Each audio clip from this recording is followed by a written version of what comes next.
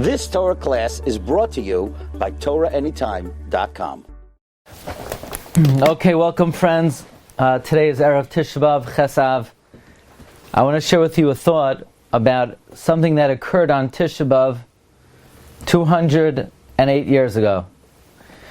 The Chozeh of Lublin, the Seer of Lublin, Rav Yaakov Yitzchak Horowitz, who was born in 1745, some say 1747, he passed away on Tisha B'Av in 1815. So I want to tell you a little bit about his life and his demise and an insight on Tisha B'Av that we see. After the death of the Maggid of Mezrich, the leadership of Hasidus in Poland passed through the hands of Rabbi Elimelech of Lezhensk and to his disciple, the Chozeh of Lublin, Rabbi Yaakov Yitzchak Horowitz. The Chozeh did something revolutionary. He initiated his own court before the death of his Rebbe, which many criticized him for.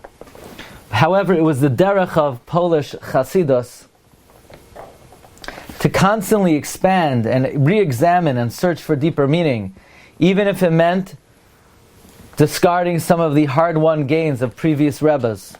And the Chozeh became the preeminent leader of Polish Hasidus in the last decade of the 18th century. He is what is known as the leader of the corrective counter-revolution within Hasidus. By the way, he had a disciple, his favorite disciple, his most brilliant student, his namesake, Rabbi Yaakov Yitzchak of Tisha, the Yid HaKadosh, continued the counter-revolution. You see, Hasidus always had to reinvent itself because Hasidus was trying to present a fresh approach to traditional Judaism, but as soon as it becomes institutionalized and there's a hierarchy, so it sort of defeats itself, so there were always counter-revolutions. The Yid HaKadosh continued the counter-revolution because during the life of the Chozeh, the Yid HaKadosh set up his own court. So what the Chozeh did to Rabbi Elimelech of Lezhensk, the Yid did to the Chozeh. Chozeh Lublin was born in Shavrashin, near Lublin, and he was a descendant of the Shlach HaKadosh. He was a student of the Maggid, Rav Shmelk of Nikolsburg, Rav Melech of Rozensk, Rav Levi Yitzchak of Barditchev, and Tfer Shloimei, Parshas Kisavai. He brings that for 16 years that the Chozeh learned from Rav Levi Yitzchak of Barditchev. He thanked Hashem for an hour a day for sending Rav Levi Yitzchak to the world. That's the Chozeh Lublin. The Chozeh Lublin wrote a haskama to the Sefer Tzoyin Kadashim. And he said that when he was young, he wanted to write a Perush on Kodshim because of the great mitzvah to learn Kodshim. It's like being a carbon, but because of the great tircha de tzibura of Yidden who need advice and tfilos, and he couldn't push them away, so he said, Hashem gave me the ability to help Yidden. At least I could write a haskama to the Sefer to promote the learning of Kodshim. By the way, in Shaus Teshuvos Avnei Nezer, Choshen Mishpat Siman Kuf Tezvav, he writes that the Chozeh of Lublin praised the Esrog of Corfu. And therefore, says Avnei Nezer, this is a great pillar to stand on because the Chozeh of Lublin probably saw Baruch HaKodesh, that the Esrog of Corfu is not Morkav, and therefore Polish Jews use the Esrog L'Charchila. However, the Avnei Nezer says it's not so pashut, because he said he once heard the reason why Polish Jews are not makbid on Chadash is because the Chozeh of Lublin had on his table Chadash. And he said that his Zayda the Bach was a Nizar on Chadash. Okay, so the reason why Polish Jews are not makbid on Chadash is because the Chozeh kept Chadash on his table, and he said his Zayda the Bach wasn't makbid on Chadash. However, maybe that's why the Chozeh Lublin liked the Esrog of Corfu, because the Bach wasn't Choshesh for Morkav. So maybe really the Esrog of Corfu is Morkav, but the Chozeh Lublin was following his Zayda the Bach. Chozeh Lublin would say anyone who never learned 6 consecutive hours never tasted Yiras Shamayim. Chozeh Lublin once asked, how is it possible that Moshe and Aaron were shakal? How could they have been equal? We know no two people could be equal. Kishem she'ein partzufeim shakal, shavim, kachein deoseim shavim. How is it possible Moshe and Aaron were equal? No two people in the world were ever created with the same mindset. Says the Chozeh of Lublin, only when you have a davar mamish, so each davar mamish is different than the next. But Moshe and Aaron said, "V'nachnu ma," we're nothing. What are we? When there's hisbatlus, then they could in fact be equal. The Chozeh, his home was open to all. He would personally serve his guests. He would even clean up, and he would say, removing the spoon and shovel from the Kodesh HaKadoshim was also an avodah chashuva. At 68 years old, on one Simchas Torah, the Chozeh Lublin was nowhere to be found. After a thorough search, they found he fell out the window, but not just the window, the whole window caved in. And it was discovered the Chozeh Lublin on Simchas Torah was making efforts to really bring the Geula, and he was davening incessantly with force, and he, so to speak, pushed the envelope, and the heavens, so to speak, were not pleased, and he was in sakana, and the dark side attacked. It's noted that the Chozeh of Lublin passed away on Tishah B'Av.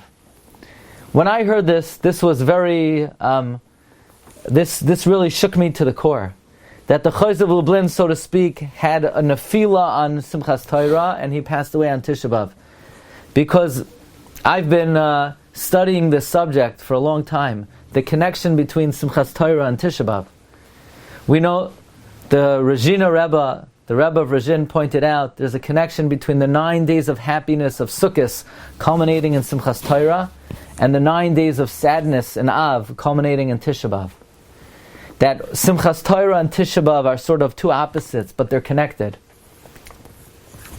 Moreover, Simchas Torah is a day of Shloimei HaMelech.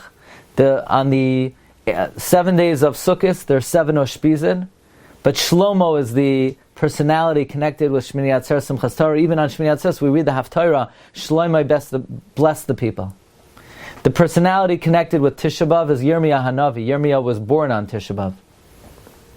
Yirmiyah cursed the day of his birth. Yirmiyah cursed the day of his birth. The Arizal says that Yirmiyah was the Gilgal of Shloimei HaMelech. So there's a very fundamental connection between Simchas Torah and Tisha B'Av, between Yirmiyah and Shloimei. It's even pointed out, the Nigun of Eicha is almost identical to the Nigun of Simchas Torah. Eicha hayashav adad, hayihir abasiyam hayisa ki amana ki mitziyain teitzei seira ba'avur David avdecha al tashev vayhi bin sarai vayim Moshe. The only difference is Ani hagever ani b'shevet efrasai. In Eicha, it ends on a low note. Hashivenu Hashem elecha v'nashuva chadesh yameinu k'kedem. However, on Simchas Torah it ends on a high note. On Simchas Torah we say, Ki mitziyayin teitzei seira dvar Hashem Yerushalayim. You know, the Ben Ish Chai wrote a whole commentary explaining how Eicha will be read as a happy Megillah when Mashiach comes. Perhaps when Mashiach comes, we will read Eicha, Hashiveinu Hashem elecha v'nashuva chadesh yameinu kekedem. And it's amazing to me that the Chozeh of Lublin had this nefila on Simchas Torah, and he passed away on Tisha B'Av that year at 68 years old. The gematria of Chayim, Tzadikim b'misasam Karuyim Chayim. Well, friends, that's the life of the Chozeh of Lublin, who was the great Seer of the Jewish people, and he passed away on the 9th of Av in 1815. Zechusa Yagen Oleinu. I want to take this opportunity. Please join us in our shul on Tisha B'Av. Shachris is 9 a.m., followed by a very expansive Kinnos program. Everyone's cordially invited. Be'ezus Hashem, I hope you find it very meaningful. Have an easy fast, everyone, and we should be zoicha to see Benachamas Tzion V'Yerushalayim. You've just experienced another Torah class brought to you by TorahAnytime.com.